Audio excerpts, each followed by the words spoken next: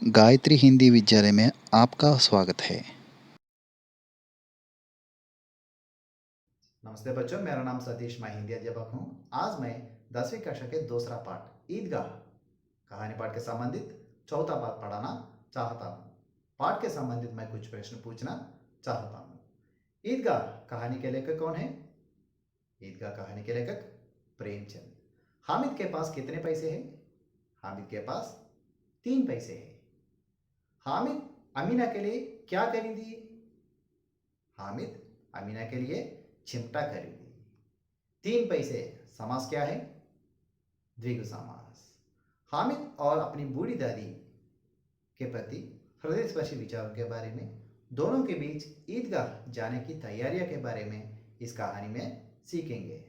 किताब खोलकर दूसरा पाठ ईदगाह देखिए और सुनिए। अगर कोई शंका होते तो गूगल क्लासरूम में पोस्ट कीजिए।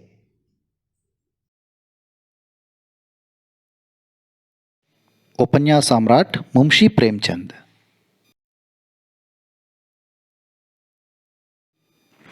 ईदगाह कहानी प्रश्नोत्तर के साथ सीखेंगे।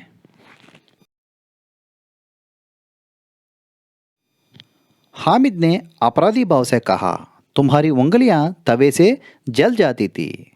यह मुझसे देखा ना जाता था अम्मा, इसलिए मैं इसे लिवा लाया। अमीना का क्रोध तुरंत स्नेह में बदल गया। यह मूक स्नेह था, मार्मिक प्रेम था, जो रस और स्वाद से भरा।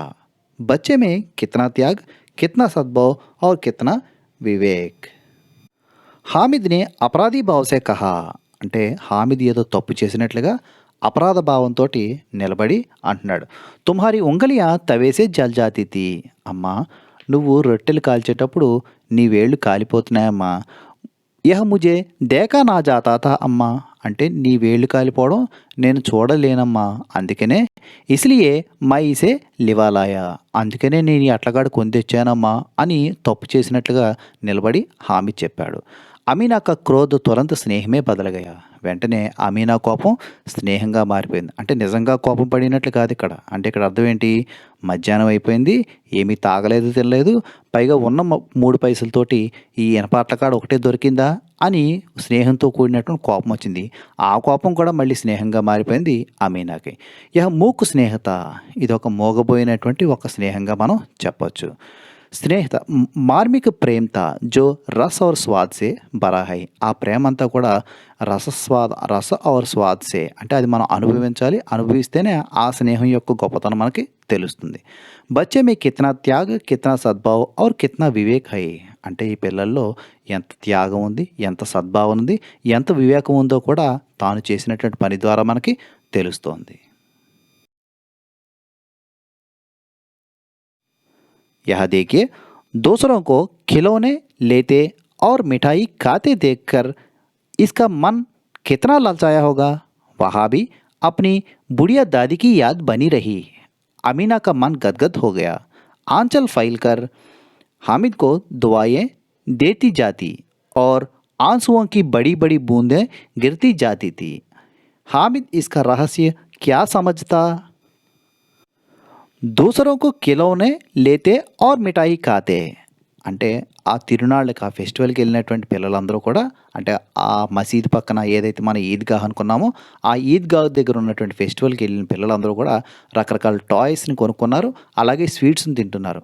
అలాంటి సమయంలో కూడా ఇస్కా మన్ కిత్నా లల్చాయా హోగా, అంటే పిల్లలు ఎదుటివాళ్ళు టాయ్స్ కొనుక్కుంటే మనం కూడా కొనుక్కోవాలని, ఎదుటివాళ్ళు స్వీట్స్ కొనుక్కుంటే మనం కూడా కొనుక్కోవాలని పిల్లలు ఎంతగానో ఆశపడతారు. కానీ వహాబీ అప్ని బుడియా దాదికి యాద్ బనీ రహీ. కానీ అలాంటి సమయంలో కూడా తన నానమ్మ తనకి గుర్తుగా ఉంది.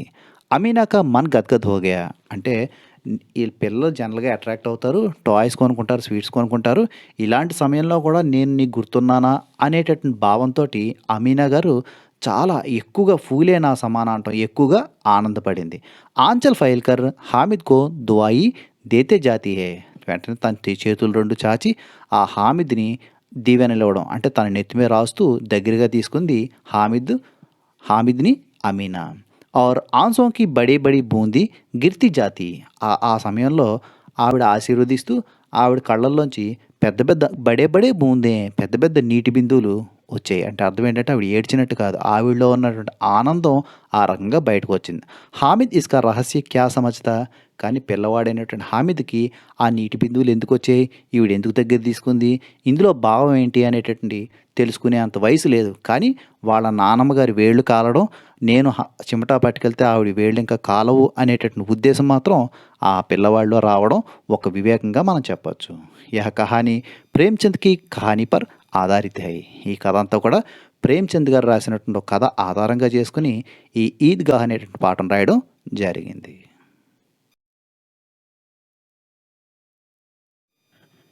यहाँ शब्दार्थ दिया है देखिए। दोपहर, आफ्टरनून, क्रोध, गुस्सा, एंग्री, गदगद होना, प्रेम के अतिरिक्त से गलाबर आना, वेरी ग्लैड। ख्याल, विचार, थॉट, कलेजा, दिल, हार्ट, पगला, पागल, मैड, ललचाना, अधीर करना, टू बी टेम्प्टेड।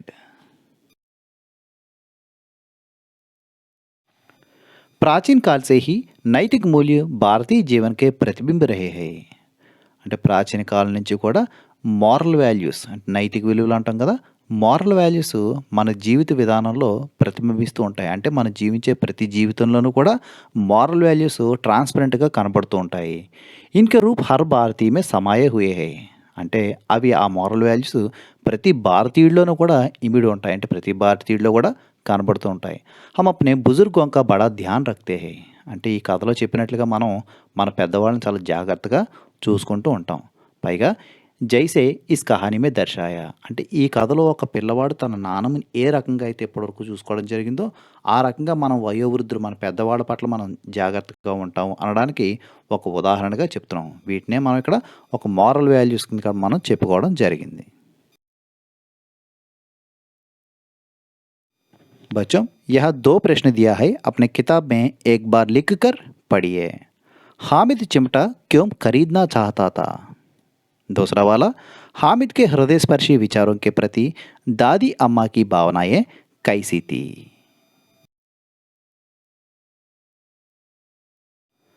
बच्चों इस कहानी वीडियो के रूप में रखा है, देखिए. रमजान के पूरे 30 दिनों के बाद आज ईद आई है। सभी ईदगाह जाने की तैयारी में लगे हुए हैं। लड़के सबसे ज्यादा प्रसन्न हैं। बार बार जेब से अपना खजाना निकाल कर गिनते हैं और खुश होकर फिर रख लेते हैं।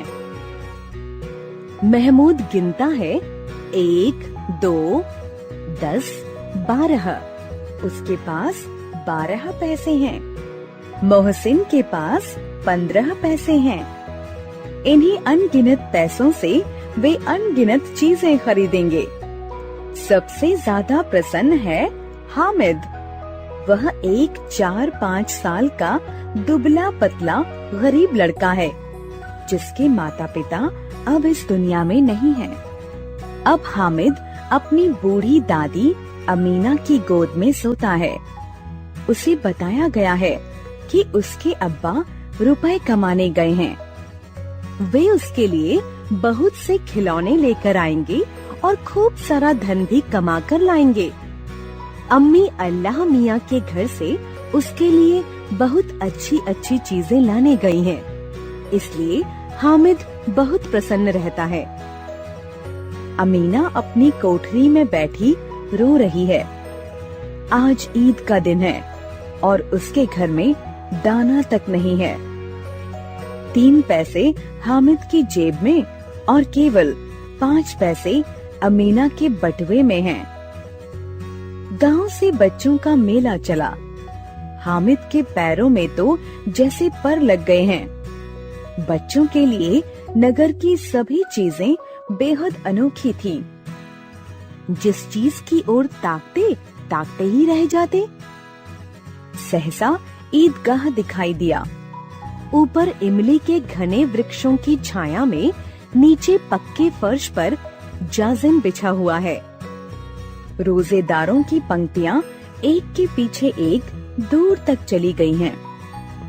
नमाज अदा करके लोग आपस में गले मिल रहे हैं। फिर मिठाई की दुकानों और खेल तमाशों की दुकानों पर धावा बोलते हैं। बच्चे मेला देखकर बहुत खुश हैं। यह चरखी है। लकड़ी के हाथी, घोड़े, ऊंट छड़ों से लटके हुए हैं। एक पैसे में बैठकर 25 चक्करों का मजा लो।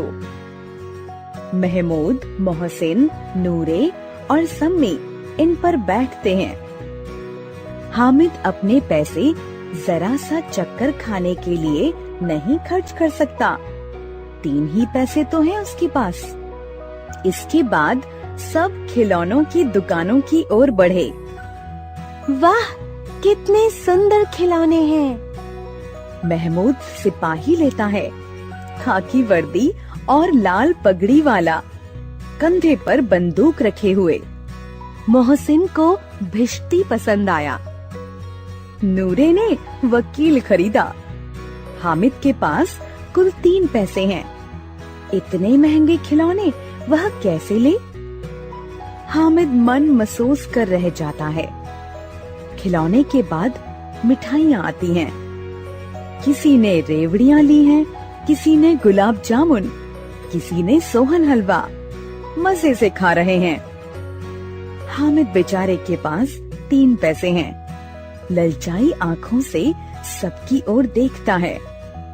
मोहसिन कहता है, हामिद रेवड़ी ले जा, कितनी खुशबूदार है। हामिद उसके पास जाता है। मोहसिन दोने से एक रेवड़ी निकालकर हामिद की ओर बढ़ाता है। हामिद हाथ फैलाता है।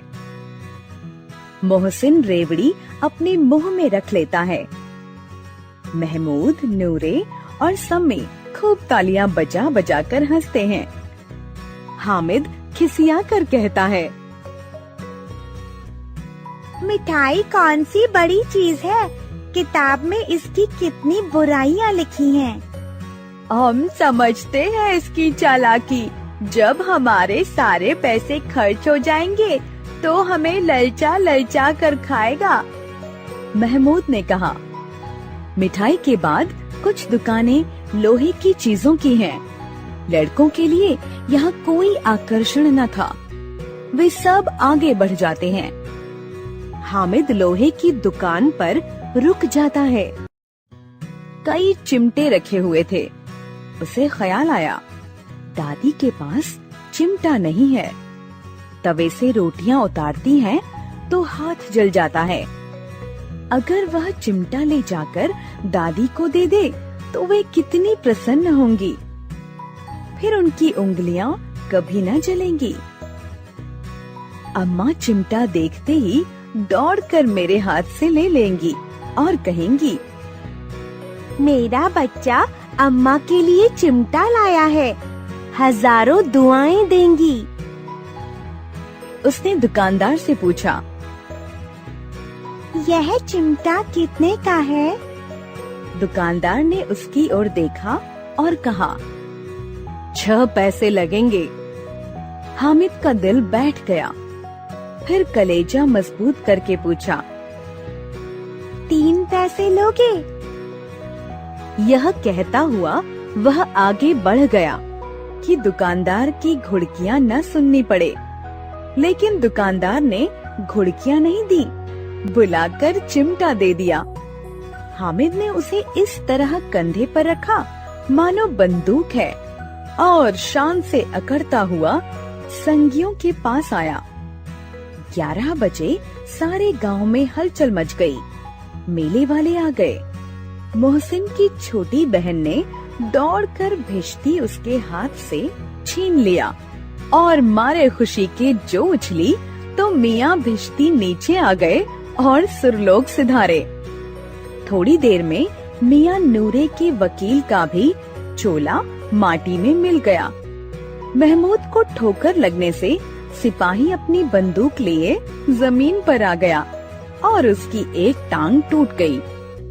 इधर हामिद की आवाज सुनते ही अमीना दौड़ी और उसे गोद में उठाकर प्यार करने लगी।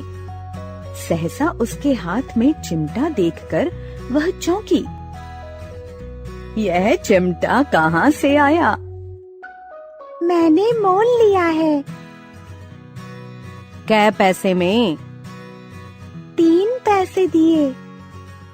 अमीना ने छाती पीट ली। यह कैसा नासमझ लड़का है कि दोपहर हो गई, कुछ खाया न पिया, चिमटा उठा लाया। हामिद ने अपराधी भाव से कहा, तुम्हारी उंगलियां तवे से जल जाती थीं, इसलिए मैंने इसे ले लिया। बुढ़िया का क्रोध तुरंत स्नेह में बदल गया। बच्चे में कितना त्याग, कितना सद्भाव और कितना विवेक है। दूसरे को खिलौने लेते और मिठाई खाते देखकर इसका मन कितना ललचाया होगा। इतना जब्त इससे हुआ कैसे? वहाँ भी इसे अपनी बुढ़िया दादी की याद बनी रही। अमीना का मन गदगद हो गया।